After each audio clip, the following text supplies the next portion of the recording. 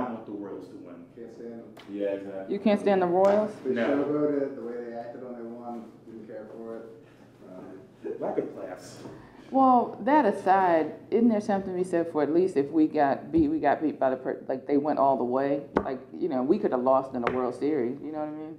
But we would have gone to the World Series. We could have hung the American League Championship banner at the yard. There's still time. We've come a long way. We really That's have. true. A long, long way. I don't like the way they trash talked. Yeah, it was. I Yeah. wasn't rooting for them, but the way they acted. Yeah, I didn't want Plus, to they see won 4-0. I mean, it was like humiliating. Yeah, that was kind of a That thud. was tough. That was tough. They lose something in the future that says these Royals are O's. Or who? O's. What does that mean? Refers to Jeremy Guthrie They t-shirt. wore that T-shirt that said, Oh, yeah. "These O's aren't so royal" in the press conference. Yeah. And then people got mad. Yeah. I didn't You know see that. Yeah. Oh, yeah. Yeah, that was a big controversy. Yeah, and the guy said he was later going to throw it away because he got so much. And it came from Guthrie of all people. I know. Sam, you gotta Google that for her later. Anybody have any questions for me? Not really. Yes, good question. I'll ask about something. The city this week sent out a bunch of letters to retirees and current employees saying that no longer will you pay for prescription drugs under Medicare because the Coverage. Obamacare is going to cover it, and that's going to save the city something like up to like $20 million a year. You know, I mean, do you have any comment on that decision? I mean, obviously, this is one of the things you're doing to try to.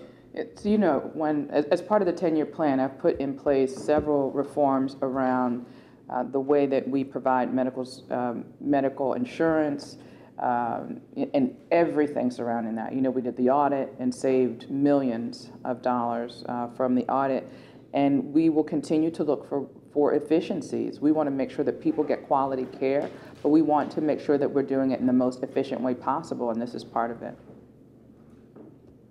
We also take a look at standard practices around the country. And this might be new for Baltimore, but this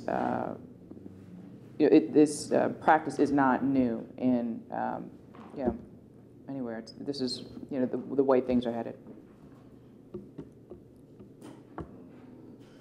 So yesterday we reported that Frank Conway Jr., the delegate who works at City Hall, Works for the comptroller.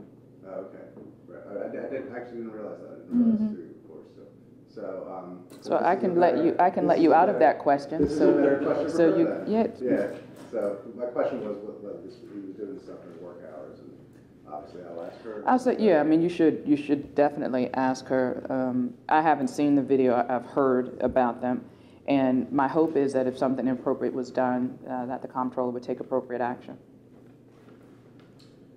Where are we with audits right now? I saw that there was a 2-week delay on the Rec and Parks audit getting implemented. I know the city has hired a contractor to complete some of these because we're coming up on there's only about a year left now to get all these 13. No. They're phased in over time. There's no. I mean, I thought they could be done within 4 years. I don't believe, I'm not sure, but what I can say is we're committed to getting the audits done. I'm committed to that level of transparency. The issue that I had and that I've had before is it shouldn't take, I mean, you know where the Department of Audits lies. Right. And it shouldn't take a charter amendment to get them to perform those duties. That being said, it's done. Now we will work with the comptroller and with the city council to make sure it is done effectively and efficiency and with the transparency that it deserves. You know, I'm all for audits. I'm all for them being independent. I certainly was for them being done under normal course of action. There's not much. I mean, I don't see how there's a parallel situation. You know, I perform my duties every single day, you know, according to the charter. It doesn't take a charter amendment to get me to do my job. So, but we're working with them to get it done. Madam Mayor, I do apologize for coming in late, but did anyone question about the murder suspect escaping and the reaction to the call for an investigation by the state police? Yeah, that was certainly a concern to me. These types of mistakes and the types of incidents that have happened in the state facilities, I'm sure, are concerning. I'm sure that's why there was a request for an investigation. I know that it will be properly investigated. I have no doubt. My hope is after that investigation is done, they'll fix whatever procedure was, either wasn't followed or whatever the gap there was that allowed this to happen. When the police do their job and get these individuals off the street, it's important for all of our partners to do their part as well and to make sure that they stay off the street. Delegate John Cluster this morning on BAL Radio mentioned his bill last year on transferring control of the detention center from the state back to the city. Would you be interested or entertain that idea just because right now this Baltimore City is the only detention center operated by the state? Before I would entertain it, I would take a look at all of the reasons that led up to that decision. There was a lot that went into that transfer, and it's just like with the school system. I know, I was a part of that decision in the mid-90s until 97 when the city-state partnership was created. So I was very intimately aware of all of the reasons why that was important. So, we would definitely take a look at that before I made any decision, but certainly not something that I'm seeking right now.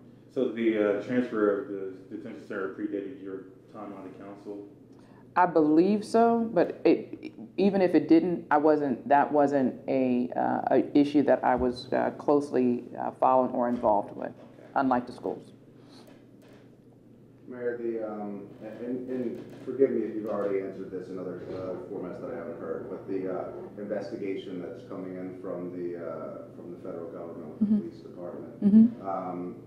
Some have said we want a full civil rights investigation. Some have said this gentleman who's leading the investigation is too close to Commissioner Batts.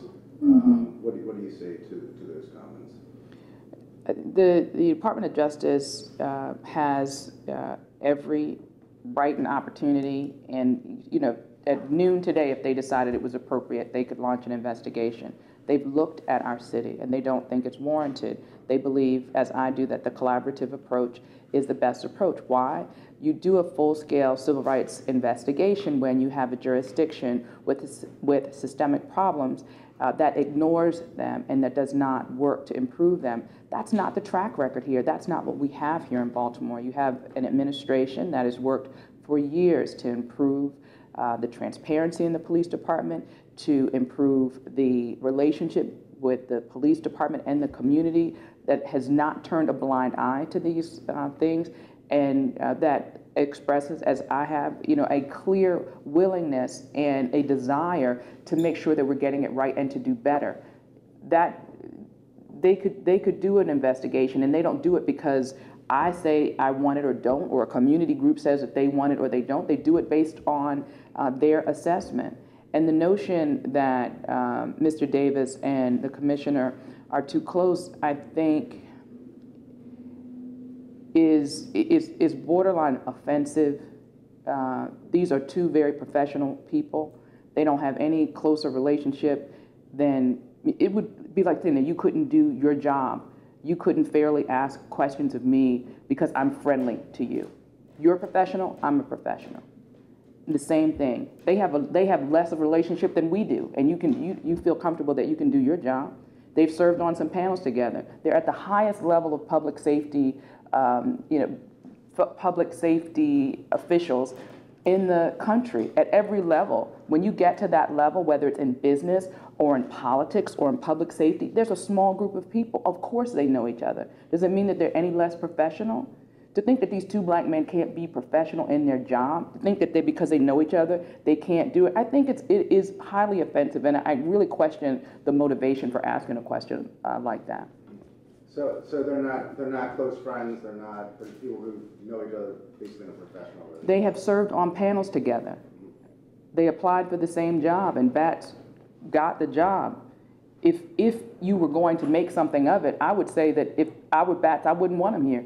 knowing that now he has authority to take a look at, that I edged him out for a job and now he has authority to oversee what I'm doing, right? But they're professionals. And for anyone to suggest anything different, I think it is irresponsible and offensive. What's your opinion on moving Barks? I think Barks definitely needs another location.